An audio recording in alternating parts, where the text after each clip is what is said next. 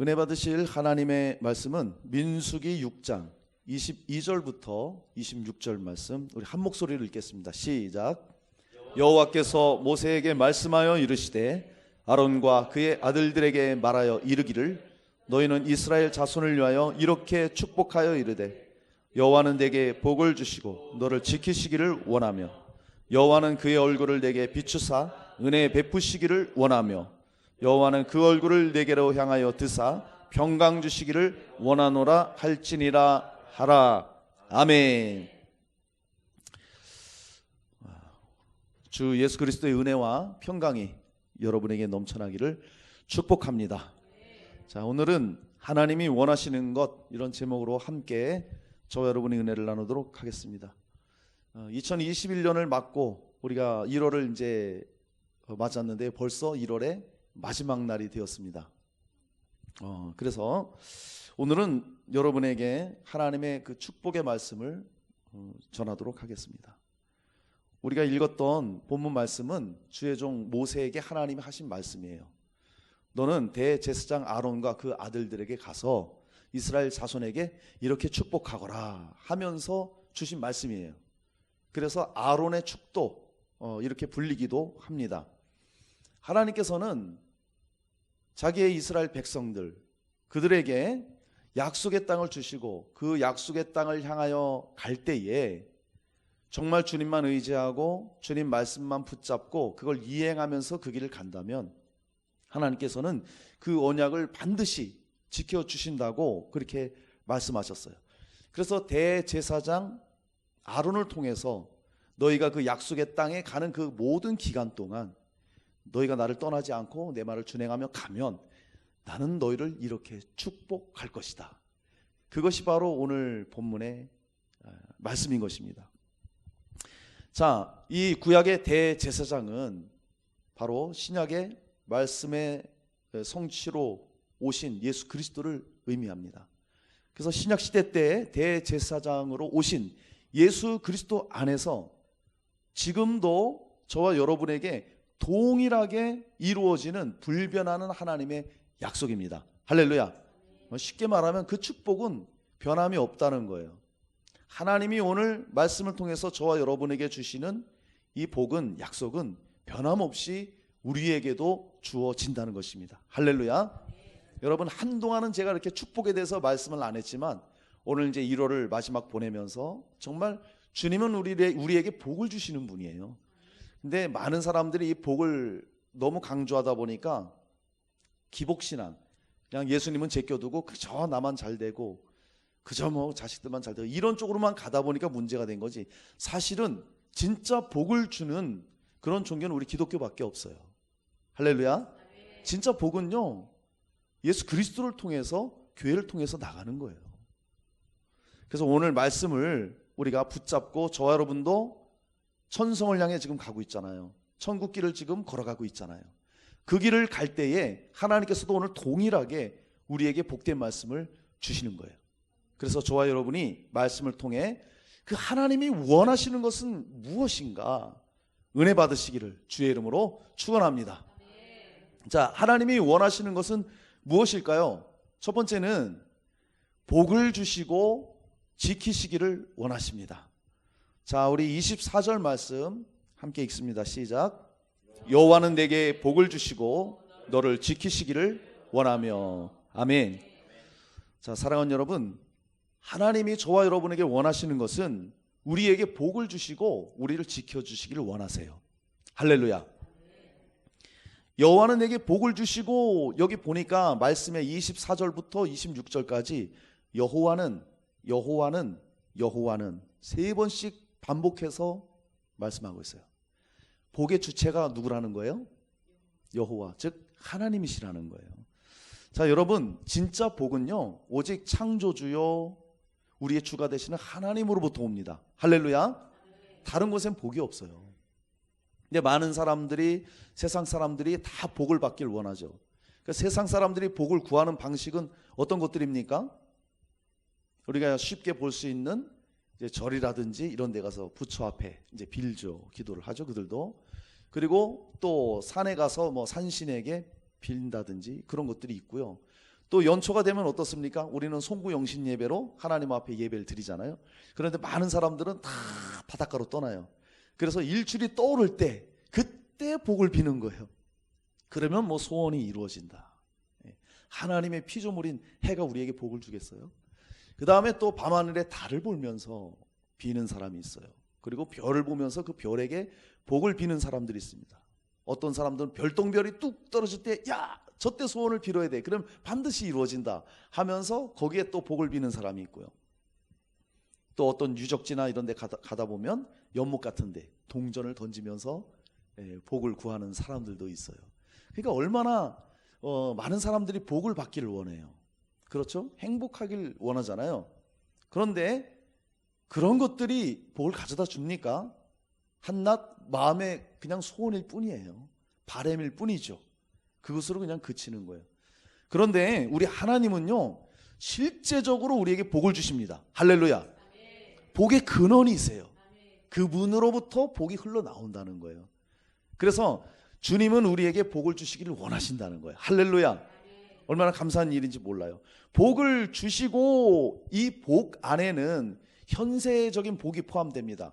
우리가 이 땅에 살아갈 때 모든 필요한 것들, 우리가 인생을 살아가면서 필요한 모든 지혜라든지 우리에게 필요한 힘이라든지 능력이라든지 물질이라든지 건강이라든지 이런 모든 것들이 포함된 게 복이라는 거예요. 할렐루야. 근데 그것만 따라가면 안 돼요. 그 복과 내세적인 복이 있습니다. 그것은 바로 우리가 이 세상을 떠난다 할지라도 영원한 천국에 들어갈 수 있는 이 복까지 다 포함하고 있는 거예요. 주님이 복을 주신다는 것은 이 땅을 살아갈 때에 우리에게 필요한 모든 것들도 주시고 그리고 영적인 축복도 주시는 거예요. 말씀을 통해서 주님을 더 알아가게 하시고 주님을 더 굳건히 믿게 하고 그 주님을 더 닮아가게 하고 그 주님을 더 사랑하게 하고 이런 육과 영의 모든 복들을 우리에게 주시기를 원한다는 거예요. 그것도 뭐 째째하게 주시지 않아요. 우리 주님은 풍성하게 우리에게 주시는 것을 우리가 보게 됩니다. 여러분, 진정한 복의 근원은 우리 주 하나님 예수 그리스도십니다. 할렐루야. 그러니까 여러분 정말로 복을 받기를 원하시고 복을 구하려면 우리가 예수 그리스도를 올바로 믿어야 하고 그리고 그분 앞에 우리가 기쁨으로 드려져야 되고 그분을 사랑하고 그 말씀 붙잡고 따라가면 주님께서 약속하신 이 복이 우리에게 부어진다는 거예요. 할렐루야. 네, 요즘에 참 많이 어려운 시기잖아요. 어려운 시기임에도 주님께서는 우리에게 이런 복을 흘려주시는 것을 멈추지를 않으세요. 그걸 우리가 꼭 믿으시고 복되신 주님만 항상 의지하면서 나가는 그런 삶을 우리는 살아야 된다는 것이죠. 시편 16편 2절에 보니까 내가 여호와께 아뢰되 주는 나의 주시오니 주밖에는 나의 복이 없다 하였나이다. 할렐루야. 주는 나의 주시오니 예수가 나의 주가 되시니까 그분이 나의 왕이 되시니까 그분의 나의 모든 것 되시니까 그 예수님 밖에는 나의 복이 없습니다. 정말 이 고백이 되는 사람, 이 사람이 진정한 복된 자예요. 할렐루야. 그리고 시편 65편 4절에는 주께서 택하시고 가까이 오게 하사 주의 뜰에 거하게 하신 사람은 복이 있나이다. 우리가 주의 집 성전의 아름다움으로 만족하리이다. 이렇게 말씀해요. 한마디로 예수님이 진짜 복이라는 거예요. 그리고 그 예수님이 우리를 지금 성전 삼고 계십니다. 우리 안에 계십니다. 그러니까 그분이 우리를 성전 삼고 계시고 그분을 통해서 우리가 영생을 얻었어요. 이것이 최상의 복이라는 거예요. 할렐루야. 그러니까 예수 믿고 구원받은 것, 그리고 그분을 구하고 그분을 따라가면서 나라를 구하는 사람, 이 사람이 가장 복된 자예요. 먼저 그의 나라와 의를 구하면 우리에게 필요한 모든 것들을 주신다 그랬어요. 그게 다 하나님의 복입니다. 주님은요 우리에게 이렇게 복을 주시길 원하세요. 할렐루야. 이런 복으로 여러분 올 한 해 정말 충만하시기를, 어려운 시기지만 주님의 이런 복이 여러분 가운데 충만히 넘치시기를 축복합니다. 우리에게 이렇게 복을 주시고 그 다음에 주님께서는 우리를 지켜주시기를 원한다고 그렇게 약속을 하고 있어요. 여기 지키시기를 원하며, 주님이 원하신다는 거예요. 우리를 지키시기를, 복 주시고 지키시기를 원하는데, 지키다라는 것은 원어를 보니까 둘레에 가시로 울타리를 치다. 가시 울타리를 이렇게 쳐놓으면 뭐 나쁜 이렇게 뭐 강도라든지 해를 줄 수 있는 맹수라든지 이런 것들이 침범하지 못하는 거예요. 그것처럼 주님께서는 세심하고 아주 철저하게 저 여러분을 보호해 주시는 거예요. 할렐루야. 그리고 우리를 주의 깊게 일거수일투족을 하나님께서 우리를 다 바라보시면서 삶의 현장 가운데 우리를 지키시고 보호해 주신다고 그렇게 지금 약속을 하고 있는 거예요. 주님의 모든 관심은, 하나님의 모든 관심은 하나님의 자녀에게 있는 거예요. 우리가 다 이렇게 자녀를 낳고 키워봤잖아요. 아이가 어릴 때는요, 부모가요 한시라도 눈을 못 떼요. 잠깐이라도 눈을 떼면 애가 어떻게 될까봐 항상 자녀가 어디 있든지 그곳으로 눈길을 향하게 돼 있어요. 그리고 자칫 위험한 순간이면 가서 또 붙들어주고, 그게 부모가 하는 거잖아요. 하나님도 똑같습니다. 세심하고도 철저하게 우리의 인생 가운데, 삶의 현장 가운데, 여러분의 직장 가운데, 여러분의 사업장 가운데, 활동하는 모든 영역 가운데 주님이 철저하게 함께 하시면서 우리를 바라보시면서 지키시고 보호해 주시는 거예요. 할렐루야. 주님의 약속이에요. 그것이 주님이 우리를 향해 원하시는 거라고 오늘 말씀하고 있습니다. 그뿐만이 아니죠. 가난이라든지 재앙이라든지 각종 질병이라든지 이런 것으로부터도 우리를 지키시고 우리를 보존시켜 주신다고 그렇게 약속하고 있어요. 이스라엘 백성들이 정말 그 광야길을 걸어가야 됩니다. 광야라는 것은 아무것도 없는 곳이에요. 먹을 것도 없어요. 맹수가 있어요. 도적들이 있어요. 적들이 있어요. 그런 곳을 가야 되는데 정말 하나님의 이 지켜주심이 없다면 결코 그 광야길을 갈 수가 없는 것입니다. 그러니까 실제적으로 이스라엘 백성들이 그 광야길을 갈 때 주님이 지켜주셨고 보호해 주셨기 때문에 결론적으로는 약속의 땅에 그들이 들어갈 수 있었던 것이죠. 이렇게 우리를 철저히 지켜주십니다. 저 여러분도 마찬가지죠. 우리가 예수님을 믿었습니다. 그분을 주로 믿고 그분을 위해서 우리는 살아가는 사람들입니다. 할렐루야. 그리고 우리는 믿음의 여정길을 지금 가고 있어요. 한 걸음 한 걸음 우리는 그 길을 가고 있는 겁니다.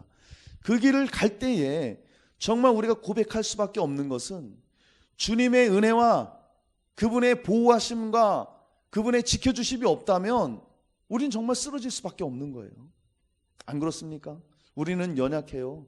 수없이 쓰러질 수밖에 없습니다. 때로는 죄악으로 인해 쓰러지고, 때로는 내가 연약해서 쓰러지고, 내 믿음이 약해서 쓰러지고, 내 의지와 결단이 약해서 쓰러지고, 어떤 외부의 환경으로 인해서 넘어지고, 이런 일들이 많잖아요.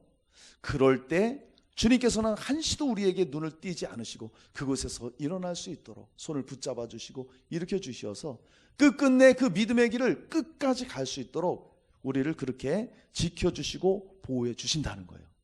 할렐루야. 여러분 얼마나 감사합니까? 그래서 우리는요 정말 주님을 꼭 붙잡아야 돼요. 그분이 가난과 저주에서 우리를 지켜주십니다. 재앙과 모든 사고로부터 저 여러분을 지켜주십니다. 할렐루야. 시험이 올 때, 환난과 고난이 올 때라도, 또 악한 원수 마귀가 우리를 쓰러뜨리고 넘어뜨리려 할지라도, 심지어는 죽음까지도 우리를 삼키려고 할 때 그 죽음 이후의 모든 것까지도 주님께서 우리를 붙잡아 주시고 책임져 주시는 거예요.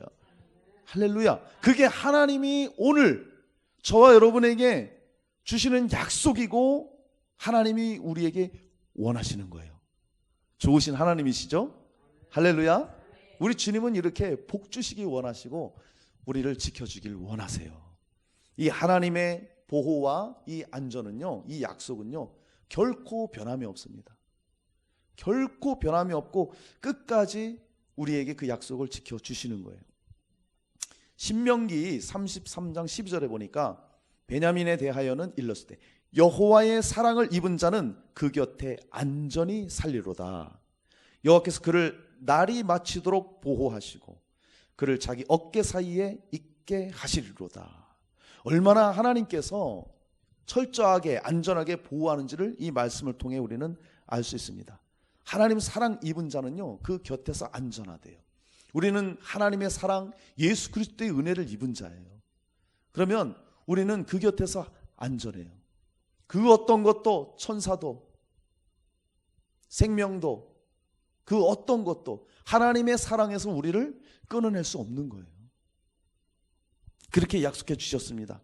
날이 마치도록 보호하시고, 또 여호수아 1장 5절을 보니까 여호수아에게 하나님이 이렇게 말씀하십니다. 내 평생에 너를 능히 대적할 자 없으리니. 능히 우리를 대적할 자가 없다는 거예요. 누구요? 하나님의 자녀, 예수 그리스도를 믿는 믿음의 사람들은요, 능히 대적할 자가 없다는 거예요. 물론 대적하겠죠. 그러나 그들이 우리를 넘어뜨리질 못하는 거예요. 그들이 우리를 삼키질 못하는 거예요. 그들이 우리를 이기지를 못하는 거예요. 내가 모세와 함께 있었던 것 같이 너와 함께 있을 것임이라. 내가 너를 떠나지 아니하며 버리지 아니하리니. 할렐루야. 우리와 함께 하시면서 절대 떠나지 않으시고 우리를 버리지 않으신다. 근데 항상 문제는 주님은 신실하신데 우리 쪽에 있죠. 우리가 하나님 떠나요? 우리가 하나님 버리려고 해요? 그렇죠?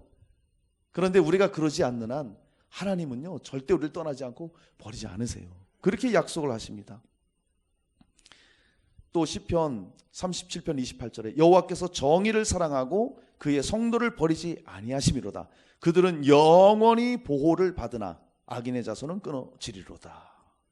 하나님의 자녀들은 영원히 지켜주신다고 확실하게 약속하고 있는 거예요. 그 하나님은, 이스라엘을 지키시는 그분은 졸지도 아니하시고 주무시지도 않는다고 말씀하고 있어요.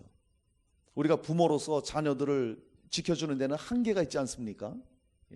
어느 시점에는 우리 손길이 안 닿는 곳에 갈 수밖에 없어요. 또 자녀들이 자라서 나가면 늘 부모는 걱정할 수밖에 없잖아요. 우리 한계가 있죠.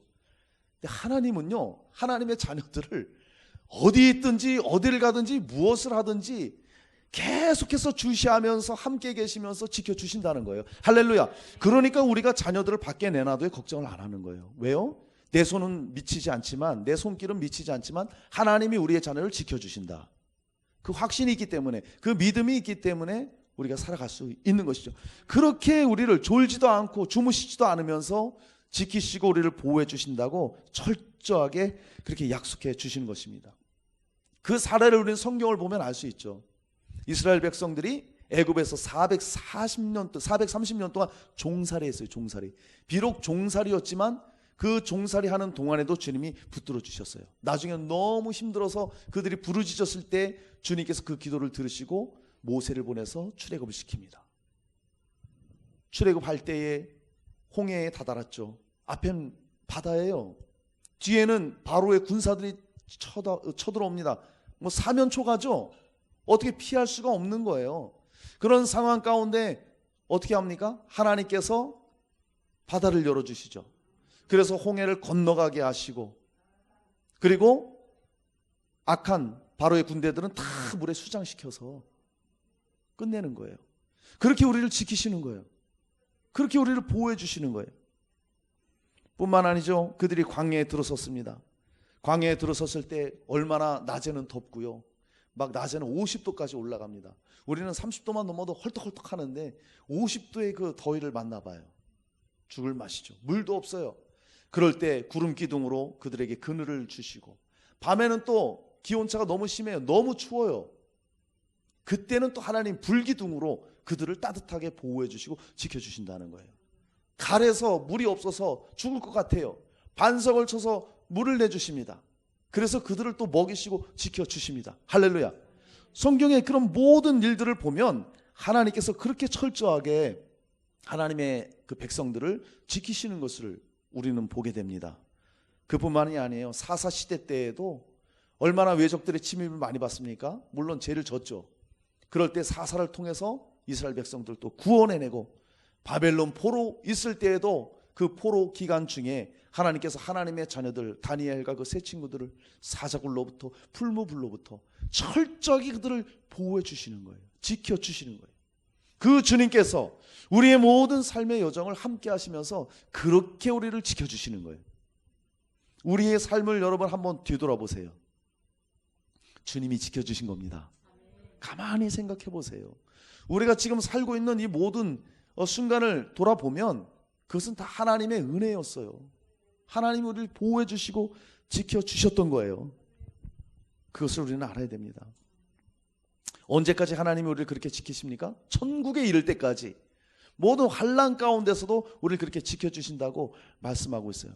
그래서 여러분, 우리가 지금 코로나 코비드19 가운데 있지만은 우리가 조심해야 돼요. 그죠? 방역도 잘해야 돼요. 그건 당연히 따라야죠. 협조해야 돼요. 그러나 지나치게 또 거기 하면서 너무 두려워할 필요도 없다는 거예요. 하나님이 지켜주십니다. 아멘? 하나님 지켜주시는 거예요. 마지막에 누가복음 21장에 보면 환난의 징조를 말하면서 민족이 민족을, 나라가 나라를 대적하고 큰 지진, 기근, 전염병 정말 그대로 이루어지고 있잖아요. 그럴 때 하나님이 지켜주신다고 말하고 있습니다. 그러면서 말씀하기를 마지막에는 내 이름으로 말미암아 모든 사람에게 너희가 미움을 받는다 말하고 있습니다. 어찌됐든 지금 상황을 보면 교회가 잘못한 부분도 있어요. 우리가 부주의하고 그래서 이렇게 방역을 잘못해서 이렇게 번져나가는 이런 실수를 한 것들이 있긴 있습니다. 그러나 꼭 그것뿐만이 아니라 예수님 이름 때문에, 복음 때문에 우리가 받는 어려움이 있어요. 유독 모든 언론도 그렇고요, 다 교회를 지금 얼마나 공격하는지 몰라요. 그리고 인터넷 그런 댓글을 보면 다 교회예요. 교회만 욕합니다. 다시 말하면 교회를 욕하는 건요, 영적으로 보면 예수 이름 때문에 우리가 욕을 먹는 거예요. 그렇게 돼 있어요. 그렇게 마지막 때에는 예수님으로 말미암아 모든 사람에게 우리가 미움을 받는다 말하면서 마지막에 예수님이 말씀하시기를 그러나 너희 머리털 하나도 상하지 아니하리라. 할렐루야. 어려움이 있어요. 환난도 있어요. 우리가 미움을 받아요. 핍박을 받아요. 박해를 받아요. 근데 주님이 하신 약속이 뭔지 아세요?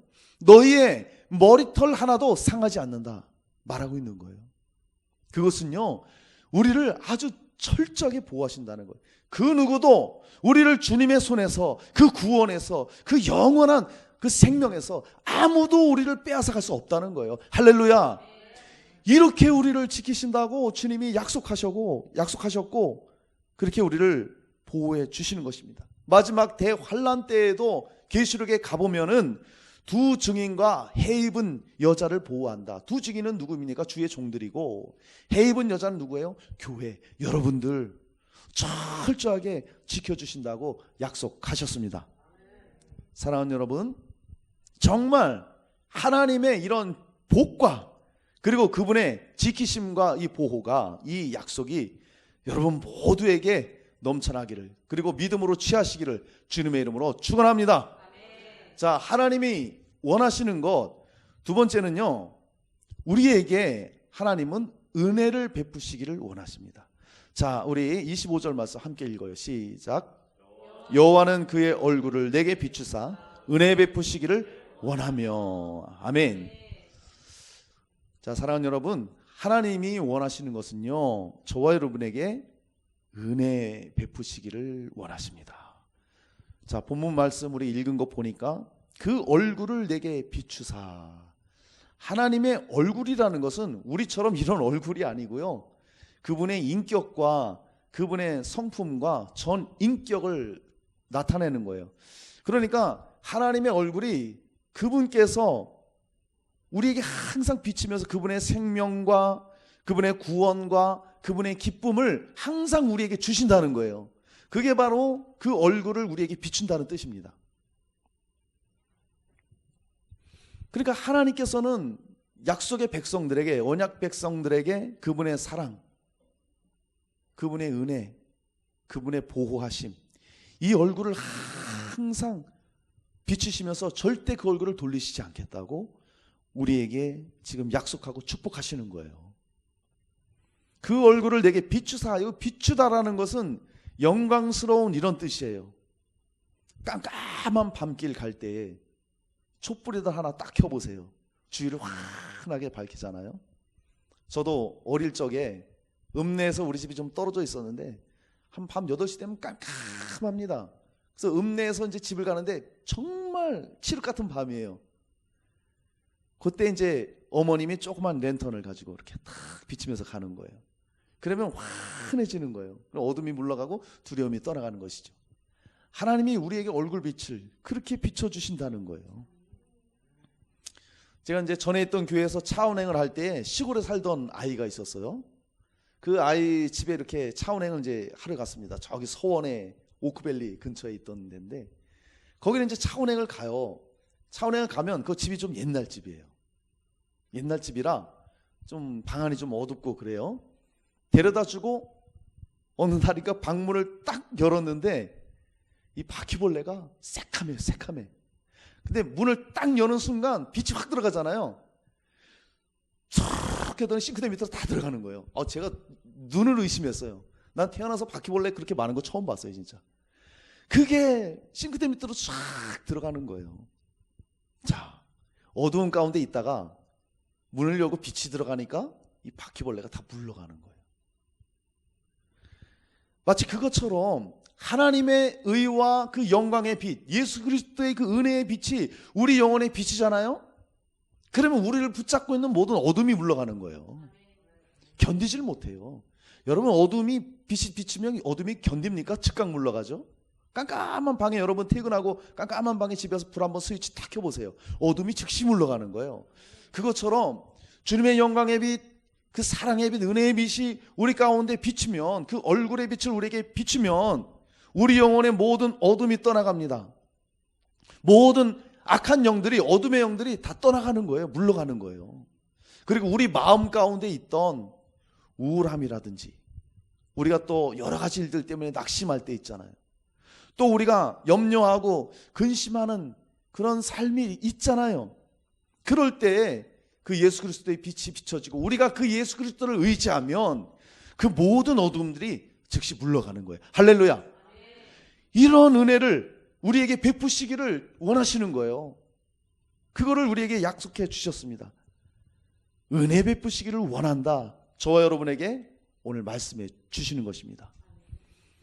백성들에게 호의를 베푸시고 또 우리들에게 힘을 주시고 우리들로 하여금 삶의 모든 현장 가운데 모든 위협들과 대적들을 나아가서는 우리가 이길 수 있도록 주님께서 힘을 공급해 주시는 거예요. 이게 주님의 은혜입니다. 할렐루야. 그래서 우리가 하는 것은 무엇입니까? 그 주님을 믿는 거예요. 그 주님을 믿는 게 세상을 이기는 것입니다. 성경에도 말하죠. 세상을 이기는 믿음은, 이기는 것은 이것이니 우리의 믿음이니라. 세상을 이길 수 있는 거는요, 우리의 힘으로도 능으로도 안 돼요. 오직 주 예수 그리스도의 주되심과 그리고 그분의 말씀과 그분의 신실하심을 믿고 순종하며 나아가는 거예요. 그 믿음이 이 세상을 이깁니다. 할렐루야. 그 은혜를 우리에게 베푸시기를 원한다고 오늘 말씀해 주시는 거예요. 여러분, 하나님의 그 은혜 베푸심은 성경 모든 곳에 역사로 남아 있습니다. 지금도 마찬가지고요. 창세기에 아담 하와가 범죄를 합니다. 하나님이 먹지 말라는 거 불순종했어요. 먹어버렸어요. 그때 두려워서 숨어버리죠. 하나님이 먼저 찾아가시죠. 아담아, 내가 어디 있느냐. 그리고 아담 하와에게 가죽옷을 지어 입힙니다. 그래서 벌써 은혜를 베푸시는 거예요. 이후에 예수 그리스도를 통해서 구원받을 수 있도록 벌써 가죽옷을 입히시는 거예요. 왜? 가죽은 짐승으로부터 나오잖아요. 양을 잡으셨겠죠. 이후에 어린 양으로 오실 예수 그리스도를 통해서 은혜 받을 길을 벌써 주시는 거예요. 노아를 통해서 노아에게 대홍수에서 구원받을 수 있도록 방주를 짓게 하십니다. 그래서 노아 가족이 구원받았죠. 방주는 무엇입니까? 예수 그리스도의 몸된 교회예요. 방주에 들어오면 다 살았잖아요. 노아 가족이 산 것처럼 교회에 들어오면, 예수 믿고 교회에 있으면 구원입니다. 할렐루야. 그 은혜를 주시는 거예요. 그리고 아브라함을 부르십니다. 아브라함을 부르셔서 내가 명한 곳으로 가거라 순종하고 갈 때 그 아브라함의 믿음을 보시고, 또 100세에 얻은 아들을 독자 이삭을 바쳐라. 그것을 진짜 한치의 망설임도 없이 주님 앞에 제물로 드렸을 때에 주님이 그 믿음을 보시고 믿음의 조상의 은혜를 주시잖아요. 그래서 그 자손으로 말미암아 복을 받는다. 모든 열방이 복을 받는다. 아브라함의 자손으로 온 예수를 통해서 하나님이 은혜를 주시잖아요. 모든 열방에게. 그 아들 이삭에게도 하나님이 은혜를 주십니다. 이삭이 목축업을 했는데 농사를 졌어요. 근데 그때가 흉년이야. 다 흉년 때문에 쫄쫄 굶는 그때인데 그때 100배의 결실을 얻습니다. 하나님은요, 하나님의 사람에게 그런 어려운 가운데도 그런 풍년을 주시는 거예요. 여러분 지금 어렵습니다. 어려운 시기예요. 그러나 주님께서는 이삭과 같이 저와 여러분에게도 그런 은혜를 주십니다. 마음의 풍성함을 주세요. 사업도 여러분의 사업도 붙잡아 주시는 거예요. 하나님을 끝까지 의지하면서 갈 때. 그래서 이삭이 나중에 어떻게 됐어요? 창대해지고 왕성해져서 마침내 거부가 되었다고 말하고 있습니다. 여러분도 거부가 되시길 바랍니다. 그런 은혜를 주시는 거예요. 이삭의 아들 야곱도 마찬가지죠. 얼마나 험난한 삶을 살았어요.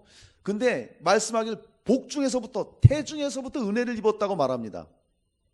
그리고 그 모든 여정, 시간이 없으니까 말씀 못 드리지만 형 속이고 갔다가 외삼친 라반 집에서 사기당하는 것 다시 돌아오면서 얼마나 고생이 많았어요. 그런데 하나님이 은혜로 붙잡아 주시는 것입니다. 모세도 말할 것도 없어요. 좋은 부모님 만난 것도 은혜입니다.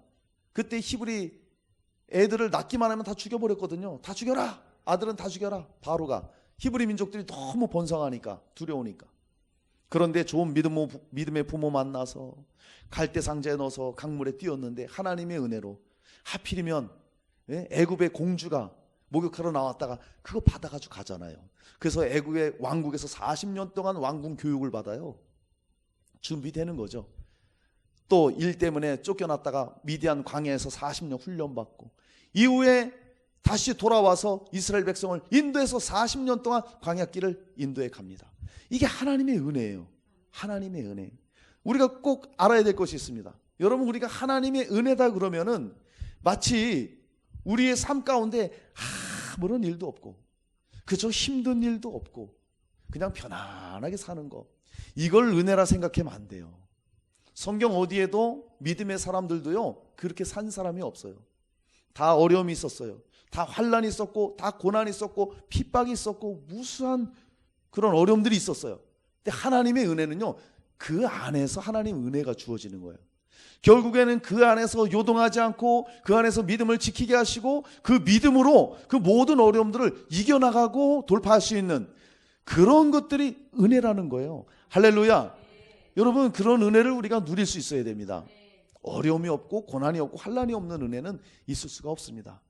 그런 어려운 환경 가운데서도 험난한 모든 길 가운데 믿음으로 우리는 그 길을 걸어가는 거예요.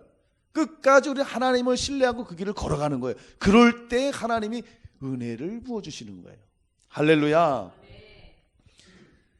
그래서 다윗도 다윗 얘기는 안 하겠습니다. 하도 자주 해서 얼마나 많은 고난을 당했어요. 다윗이 나중에 고백합니다. 시편 103편에 내 영혼아 여호와를 송축하며 그의 모든 은택을 잊지 말지어다. 하나님의 은혜를 잊지 말자 이거예요. 그러면서 하는 말이 그가 내 모든 죄악을 사하시며 내 모든 병을 고치시며 내 생명을 파멸해서 속량하시고 인자와 긍휼로 관을 씌우시며 좋은 것으로 내 소원을 만족하게 하사 내 청춘을 독수리같이 새롭게 하시는도다. 할렐루야. 다윗이 정말 하나님의 은혜를 경험한 거예요. 언제요? 어려웠을 때. 언제요? 고난이 있었을 때. 언제요? 죽을 것 같았을 때. 하나님의 은혜를 경험하고 나서 고백하는 겁니다. 우리 은혜 잊지 말자. 우리의 죄악을 사해 주셨다. 다윗이 살인죄를 범했습니다. 그때 선지자 나단을 통해서 회개하게 하고 죄악을 사해 주셨어요. 병을 고쳐주셨습니다. 죽을 것 같은 고비에서 병을 고쳐주셨고 생명을 파멸해서 속량하시고 그렇게 인도해 주시는 거예요. 그리고 이사야 말씀을 통해 다윗에게 허락한 확실한 은혜를 준다고 약속하고 있어요. 여러분, 하나님이 원하시는 것은 우리에게 이런 은혜를 베푸시길 원하신다는 거예요. 할렐루야. 구약 성경의 모든 이런 은혜들이, 다윗에게 부어졌던 모든 은혜들이 무엇을 이야기하고 있습니까? 예수 그리스도를 통해서 주어질 은혜를 말씀하고 있는 거예요. 그런 다윗, 그 구약에 있는 모든 은혜 있죠. 아브라함, 모세, 이삭, 야곱, 다윗, 그들에게 주어졌던 모든 은혜가 예수 그리스도 안에 다 있고요. 우리는 그 예수를 믿습니다. 그리고 그 예수를 우리가 지금 믿고 그분이 나와 함께 하신다면 그 은혜와 복이 지금 어디 있는 거예요? 우리에게 있는 거예요. 할렐루야. 엄청난 일이죠. 엄청난 일이에요. 그래서 에베소서 1장 7절에 보니까 우리는 그리스도 안에서 그의 은혜의 풍성함을 따라 그의 피로 말미암아 속량 곧 제사함을 받았느니라. 할렐루야. 우리의 죄를 누가 씻습니까? 아무도 우리의 죄는 씻을 수가 없어요. 그 누구도 우리 스스로도 죄를 해결할 수 없고요. 어떤 능력 있는 자도 우리의 죄를 씻을 수가 없는 거예요. 여러분, 인간의 가장 큰 불행이 뭔지 아십니까? 그것은 바로 우리가 죄인으로 태어났다는 거예요. 그리고 죄를 짓는다는 거예요. 그러다가 죄 짓다가 죄값으로 죽는 거예요. 그 죄값으로 지옥 형벌 받는 거예요. 그게 인간의 가장 큰 불행이에요. 성경이 말하잖아요. 죄와 허물로 죽은 자였다고, 죄의 싹은 사망이라고, 한 번 죽는 것은 정한 거라고, 그 후에 심판이 있다고, 죄 때문에 지옥을 피할 수 없는 그러한 존재였죠. 인간의 가장 큰 불행이죠. 그런데 벗어날 수 없는 이런 죄악 가운데 하나님이 우리에게 은혜를 베푸시는 거예요. 독생자 예수를 보내주시고 그분에게 모든 죄를 담당시켜 주시고 십자가의 피를 흘리게 하셔서 그분이 모든 형벌을 받으신 거잖아요. 우리 대신 죽어주신 거예요. 지옥 형벌 받으신 거예요. 누구든지 그 예수를 믿고 그분을 주로 모시면 죄 사함 받고 우리가 하나님의 자녀되고 영원한 천국을 바라고 살 수 있는 어마어마한 은혜를 우리에게 주신 겁니다. 할렐루야. 이런 은혜가 멈추지 않고 이런 은혜가 계속해서 우리에게 주어지는 거예요. 날마다 우리 죄를 주님이 씻어주십니다. 이것이 얼마나 큰 은혜인지 몰라요. 우리 채영이가 요즘에 밖에 친구 나가서 잘 놀아요. 하여튼 왕성하게 놀 때니까. 근데 이 녀석이 나가면은 옷이 얼마나 꼬질꼬질해지는지 몰라요. 정말. 여기 공원에서 나가면은 거기서 뭐 타는 게 있는데 짚라인 그거 타는데 잔디에다가 흙무댕이에다 날립니다. 얘가 또 강아지를 좋아해요. 저 뒷집 아저씨네 강아지가 있는데 이 강아지를 막 안고 놀고 그러면 흙무덩이에다가 개털에다가 개냄새에다가 그런 거 보면서 딱 들어오면 그러면은 그 옷을 벗어놓으라래요. 제가 이제 외투 같은 거는 그럼 제가 물티슈로 다 닦아줘요. 그거 다 닦아줘요. 그 다음에 빨래함에 빨래를 놓습니다. 제가 그걸 닦으면서 느낀 게 있어요.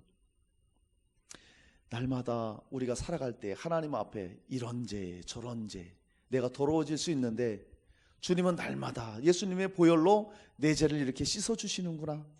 그걸 다 느끼게 되는 거예요. 정말로.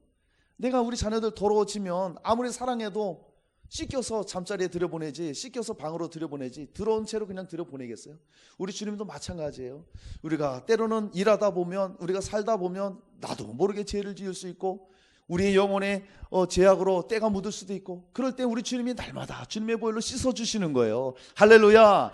깨끗게 하시는 거예요. 이런 은혜를 우리에게 부어주신다고 이런 은혜를 베푸시길 원한다고 오늘 우리에게 말씀해주고 있는 것입니다. 에베소서 2장 4절 5절 긍휼이 풍성하신 하나님이 우리를 사랑하신 그 큰 사랑을 인하여 허물로 죽은 우리를 그리스도와 함께 살리셨고 너희는 은혜로 구원을 받은 것이라. 할렐루야. 이 하나님의 은혜를 아는 자는 하나님을 찬송할 수밖에 없는 거예요. 하나님을 정말 높일 수밖에 없는 거예요. 이 은혜를 경험한 자. 그래서 예수 그리스도의 은혜를 경험한 자는요 입에서 흥얼흥얼 찬송이 나오는 거예요. 제가 그 TV 프로 중에 그 부르의 명곡이라는 그 프로를 제가 가끔 봐요. 제가 이제 음악을 좋아하고 노래를 좋아하다 보니까 부르의 명곡이 무엇입니까? 많은 사람들에게 이렇게 불려지고 사랑받는 곡이잖아요. 그래서 어떤 때 그 노래를 듣다 보면 옛날 노래가 나와요. 그러면 정말 그 노래의 가사를 보면 어떤 때는 사랑을 이야기하고 어떤 때는 또 이별의 아픔을 이야기하고 또 어떤 가사는 또 인생에 대해서 얘기하고 막 그래요. 그러다 보면은 참 우리에게 공감이 가요. 그런 노래를 쭉 듣다 보면 요즘 노래 좀 모릅니다. 근데 그런 노래 쭉 듣다 보면 마음이 짠해질 때도 있고 또 옛 추억에 잠길 때도 있고 그럴 때가 있다는 것이죠. 그러니까 좋은 노래들은 우리에게 그런 어떤 추억을 상기시켜주고 또 이렇게 좋은 것들을 줍니다. 그런데 딱 거기까지예요. 거기까지. 그러니까 내 혼에 어떤 추억을 상기시키고 아련한 이런 것들은 주고 마음에 짠한 감동은 주는데 내 영혼에는 도움이 안 돼요. 그래서 내가 생각하기를 진짜 부르의 명곡은 뭐냐? 바로 하나님을 찬송하는 찬송이다. 할렐루야. 이게 불후의 명곡이에요. 정말 불후의 명곡입니다. 수많은 간증의 곡들, 하나님을 찬송하고 하나님을 높이는 그러한 노래들이 찬송가잖아요. 그 중에 정말 진짜 불후의 명찬송이 있습니다. 이것은요, 모르는 사람이 없을 정도예요. 하다못해 교회 안 다니는 사람도 다 알만한 그런 노래입니다. 무엇입니까? Amazing Grace. 이건 다 아실 거예요. Amazing Grace. 나 같은 죄인 살리신. 이건 뭐 다 아는 거예요. 그 노래가 얼마나, 그 노래를 지금도 들으면 은혜가 되고 우리의 마음에 감동이 오고 하나님의 그 사랑을 알게 되고 말이죠. 그렇다는 것이죠. 자, 그런데 그 노래의 그 주인공이 누구냐 하면은 존 뉴턴이라는 사람이에요. 이 사람이 흑인 노예 무역을 했던 사람입니다. 아버지는 카톨릭 신자였고 어머니는 개신교 신자였는데 어머님이 일찍 돌아가셨어요. 그러니까 믿음이 별로 없었던 거야. 아버지 따라서 배를 탔습니다. 흑인들 막 실어다가 아프리카 흑인들 실어다 팔아먹는 거예요. 그러면 이 흑인들이 배에서 열병 걸리고 뭐 간염 걸리고 환경이 열악하니까 그래도 막 죽어버려요. 그래도 이 존 뉴턴이라는 사람은 마땅히 그냥 당연하게 생각하는 거예요. 아유, 저 노예들이니까. 가축보다도 짐승보다도 못한 취급을 받았어요. 그런 일을 했던 사람입니다. 그런데 어느 날 자기가 선장이 되어서 또 아프리카 그 흑인들을 싣고서 돌아오는 길에 풍랑을 만나는 거예요. 죽게 생겼어요. 그때 처음으로 마음을 다해 기도합니다. 하나님 앞에 살려달라고. 그런데 정말 그 기도를 하자마자 풍랑이 멈추고 이 사람이 살았어요. 그때 안 거예요. 아, 하나님이 살아계시는구나. 나를 살려주셨구나. 그래서 자기가 노예들을 이렇게 매매하고 했던 것들을 회개하고 그 다음에 이 존 뉴턴이 나중에 성공의 사제가 된 거예요. 지금으로 말하면 주의 종 목사가 된 거예요. 그래서 나온 노래가 나 같은 죄인 살리신이에요. 나 같은 죄인 살리신 그 은혜 놀라와. 잃었던 생명 찾았고 광명을 얻었네. 할렐루야. 하나님의 그 십자가의 은혜, 정말 죽을 수밖에 없는 죄인, 이런 나를 살리신 그 하나님의 은혜를 알잖아요. 그러면 주님을 찬양할 수밖에 없는 거예요. 그 은혜를 아는 사람들은요. 그래서 바울도 고백합니다. 고린도전서 15장 10절에 그러나 내가 나 된 것은 하나님의 은혜로 된 것이니 내게 주신 그 은혜가 헛되지 아니하여 내가 모든 사람보다 더 많이 수고하였으나 내가 한 것이 아니요 오직 나와 함께 하신 하나님의 은혜로다. 할렐루야. 수많은 고통 가운데, 환난 가운데, 핍박 가운데, 매 맞고 죽을 뻔한 가운데 주님이 은혜로 붙잡아 주셨어요. 그렇게 가는 곳마다 교회를 세우고 수많은 엄청난 하나님의 일들을 했어요. 복음 전하면서. 그것도 하나님의 은혜였다고 말하고 있습니다. 나의 나 된 것은 내가 끝까지 믿음의 길을 갔고 내가 주님의 일을 완수했고 그렇게 내가 천국을 바라보고 이제 그것을 기다릴 수 있는 것은 주님의 은혜였다고 그렇게 고백하고 있어요. 성숙하지 못한 사람은 좀 내가 뭐 하면 그래도 내가 이 정도 되니까 했지. 근데 진짜 은혜를 아는 사람은 모든 것이 하나님이 은혜입니다. 주님이 하셨습니다. 그렇게 되는 거예요. 하나님의 은혜가 무엇입니까, 여러분? 죄로 말미암아 죽을 수밖에 없는 저와 여러분에게 조건 없이 우리에게 은혜를 베풀어 주시는 거예요. 한량없이 우리를 사랑해 주시고 한량없이 우리에게 자비를 베풀어 주시고 한량없이 우리에게 긍휼을 베풀어 주세요. 우리를 불쌍히 여겨 주시는 거예요. 그 은혜를 우리에게 베푸시길 원한다고 오늘 말씀을 통해 저와 여러분에게 또 말씀해 주시는 거예요. 가장 큰 은혜가 무엇입니까? 바로 하나님의 사랑이요 예수 그리스도의 십자가의 은혜입니다. 수많은 믿음의 선진들이 그 하나님의 사랑과 예수 그리스도의 십자가 은혜에 감격해서 목숨을 아끼지 않았고요, 그 하나님을 평생 찬송하며 살아왔던 거예요. 그러니 십자가의 은혜가 가장 큰 은혜라는 것을 우리가 알고 이 은혜를 우리가 감사하면서 날마다 우리는 주님을 높이며 주님을 찬양하는 거예요. 우리 삶을 돌아볼 때 예수 그리스도의 은혜로 우리가 지금까지 살아왔습니다. 지금도 우리는 예수 그리스도의 은혜로 살아가고 있습니다. 앞으로도 우리는 예수 그리스도의 그 십자가 은혜로 살아갈 것입니다. 왜? 그 하나님의 은혜가 없다면 우린 쓰러질 수밖에 없어요. 우린 버틸 수가 없는 거예요. 그리고 그 은혜로 우리는 마침내 천국에 이를 것입니다. 할렐루야. 사랑하는 여러분, 정말 하나님께서 저 여러분의 모든 삶의 영역에 이런 놀라운 은혜를 베푸시기를 원하십니다. 이런 은혜로 충만한 저와 여러분 되시기를 주의 이름으로 축원합니다. 하나님이 원하시는 것, 첫 번째는 우리에게 복 주시고 지키시길 원하신다. 두 번째는 우리에게 은혜 베푸시기를 원하신다. 마지막 세 번째입니다. 세 번째는 우리에게 평강 주시기를 원하십니다. 자, 우리 26절 말씀 읽습니다. 여호와는 그 얼굴을 내게로 향하여 드사 평강 주시기를 원하노라 할지니라 하라. 아멘. 사랑하는 우리 애사랑 성도님들, 정말 하나님께서는 우리에게 무엇을 원하십니까? 평강 주시기를 원하십니다. 할렐루야. 그 얼굴을 내게로 향하여 드사, 얼굴을 들다, 이 표현은 뭐냐면 열정적으로 우리를 바라본다는 거예요. 계속해서 주시한다는 거예요. 아까 빛을 비춘다, 얼굴 빛을 비춘다, 그것보다도 더 능동적으로 하나님이 더 우리에게 개입하셔서 우리를 아주 주시하고 있다는 거예요. 그러니까 하나님의 자녀를 향해서 얼굴을 돌리지 아니하시고 특별하게 관심을 가지고 우리를 항상 붙잡아 주신다는 거예요. 할렐루야. 그러니까 우리의 삶에 일어나는 모든 것들을 지켜보시며 함께 하시고, 위협이 있을 때, 유혹이 있을 때 우리를 그 자리에서 건져내 주시는 거예요. 그런 것에서 일으켜 주시는 거예요. 할렐루야. 그게 바로 주님의 약속이에요. 주님의 모든 관심의 대상이 저와 여러분이 되었다는 거예요. 어마어마한 일이죠. 이런 은혜를 우리가 입고 있습니다.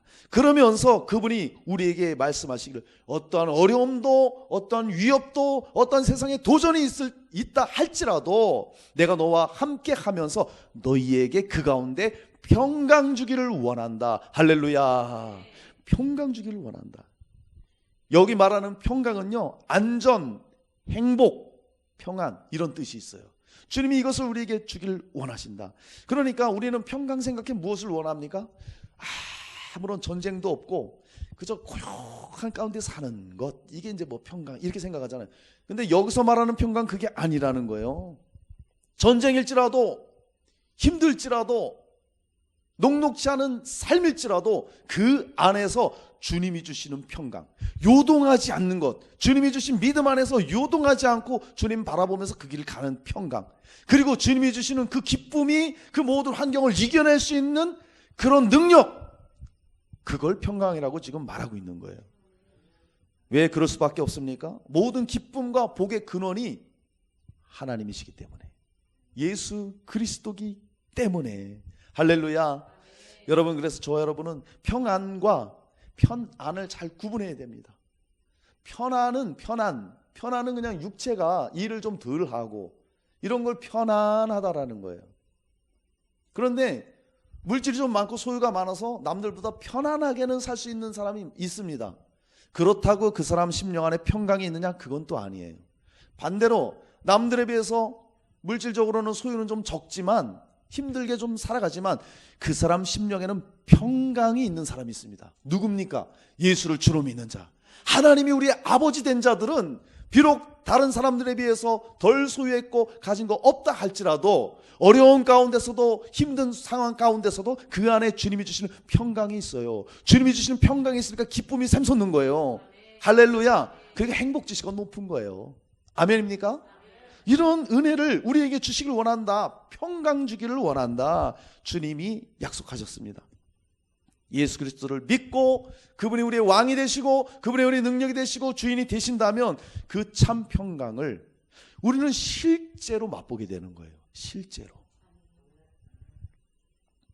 그 평강이 어디서 옵니까? 예수 그리스도가 징계를 받았기 때문에.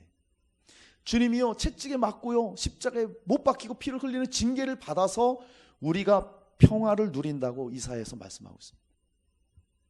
우리의 모든 형벌을 주님이 대신 받았어요. 그러니까 우리가 평안을 누리는 거예요. 하나님과 화평하게 되고요. 골로새서 1장 20절, 그의 십자가의 피로 화평을 이루사, 그렇게 말하고 있습니다.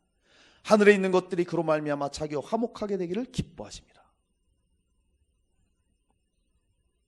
바울이 신약 성경을 13권을 썼어요. 로마서부터 빌레몬까지 13권을 썼는데요, 빠지지 않고 바울이 했던 말이 있습니다. 그게 뭐냐 하면은 주 예수 그리스도로부터 은혜와 평강이 있기를 원하노라. 그리고 마지막 서신 빌레몬서에도 주 하나님 아버지와 주 예수 그리스도로부터 은혜와 평강이 너희에게 있을지어다. 평강, 자기가 경험했어요. 그러니까 그걸 평강을 복을 비는 거예요. 그러니까 저도 예배 시작할 때, 설교 시작할 때 가장 먼저 하는 게 뭐예요? 주 예수 그리스도의 은혜와 평강이 여러분에게 넘치길 축복한다. 저는 믿음으로 선포하는 거예요. 그리고 예배 마치고 설교 마치고 마지막에 뭘 합니까? 예수 그리스도의 은혜와 하나님의 사랑과 성령님의 은혜가 여러분에게 있을지어다 하고 축복 기도하잖아요.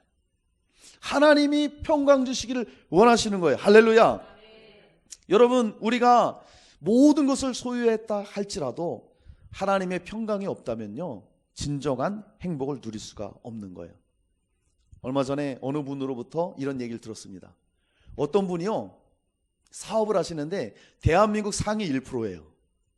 사업을 크게 하는 거죠. 대한민국 상위 1%면 돈이 어마어마하죠.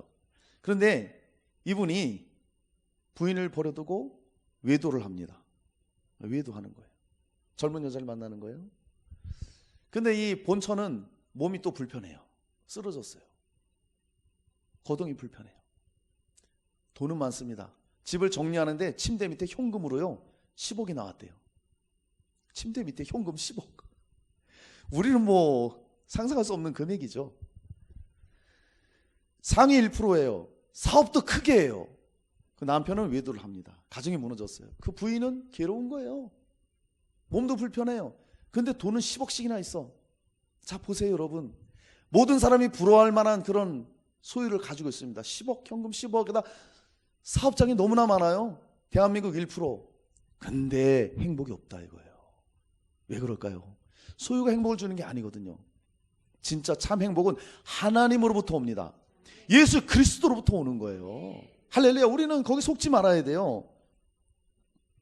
그래서요, 우리가 뭐 뉴스를 보더라도 여러분 보셨을 거예요. 삼성의 이재용 부회장이 감옥 갔잖아요. 저는 그분의 뭐 자잘못 얘기하는 게 아니라 그분의 소유가 얼마나 많아요. 우리는 뭐 상상조차 할 수 없죠. 그분이 정말 평안하겠습니까? 절대 그렇지 않아요. 그분의 사업을 생각할 때, 지금 벌어지고 있는 일을 생각할 때 평안이 없는 거예요. 대표적으로 저 북쪽에 사는 김정은은 다 가진 사람이에요. 자기 말 한마디면 다 이루어져요.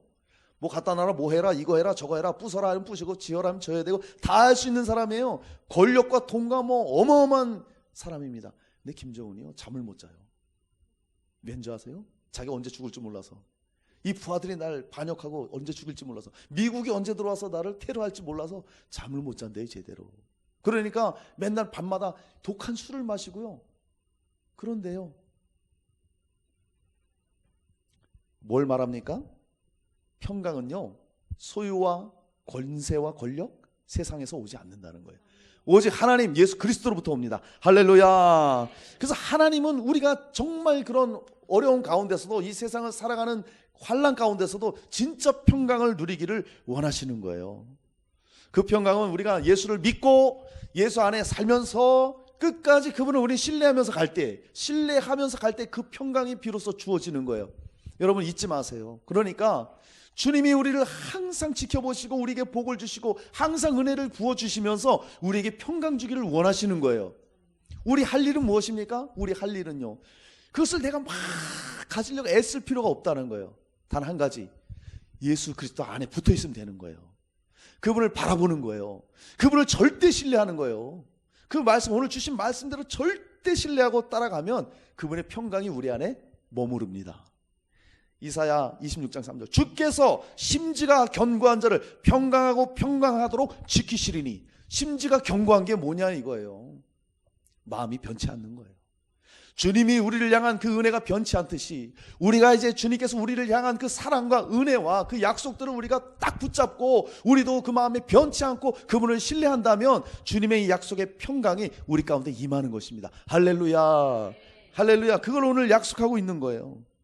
예수님도 우리에게 말씀해 주셨습니다. 이것을 너희에게 이르는 것은 너희로 내 안에서 평안을 누리게 하려 함이라. 세상에서는 너희가 환난을 당하나 담대하라, 내가 세상을 이기었노라.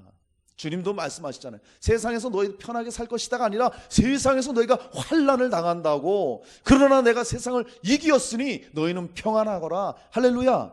그렇게 말하고 있어요. 부활하신 다음에도 제자들이 얼마나 두려워 떨었습니까? 그런데 예수님이 나타나셔서 2번이나 너희에게 평강이 있을지어다. 너희에게 평강이 있을지어다. 할렐루야. 주님이, 하나님이 지금 저와 여러분에게 원하시는 것은 주님의 평강입니다. 주님의 평강. 여러분 지금 마음이 어떠세요? 평강이 있습니까? 아니면 여러분 마음 가운데 불안, 염려, 근심 이런 것들이 있습니까? 그러면 빨리 주님을 향하십시오. 그런 것들은 어둠으로부터 오는 거예요. 물론 전혀 안 올 수가 없어요. 그러나 그것에 계속 매여 있으면 안 돼요. 매여 있으면 안 돼요. 그럴 때 주님의 약속을 생각하십시오. 그리고 예수님을 바라보세요. 그분을 절대 신뢰하세요. 그러면 하나님께서 놀라운 은혜를 우리에게 부어 주실 것입니다. 할렐루야. 여러분, 그래서요 우리는 성령의 인도를 따라가고 말씀을 붙잡고 예배 드리고 기도하면 하나님께서는 놀라운 평강을 부어 주시는 것입니다. 사랑하는 우리 엘사랑 성도님들, 말씀을 마치겠습니다. 2021년도 정말 하나님은 저와 여러분에게 무엇을 원하십니까? 우리에게 복 주시고 우리 지켜주시길 원하세요. 할렐루야. 우리에게 은혜를 베풀어 주시기를 원하십니다. 그리고 어떠한 환경 가운데서도, 환난 가운데서도, 어려움 가운데서도, 삶의 현장 가운데 우리에게 평강 주기를 원하십니다. 이 하나님의 복과 지키심과 은혜와 베푸심과 평강이 여러분 삶 가운데, 여러분 자녀들 가운데, 사업장과 그리고 여러분 직장 가운데 충만하게 넘치시기를 주 예수 그리스도 이름으로 축원합니다. 아멘.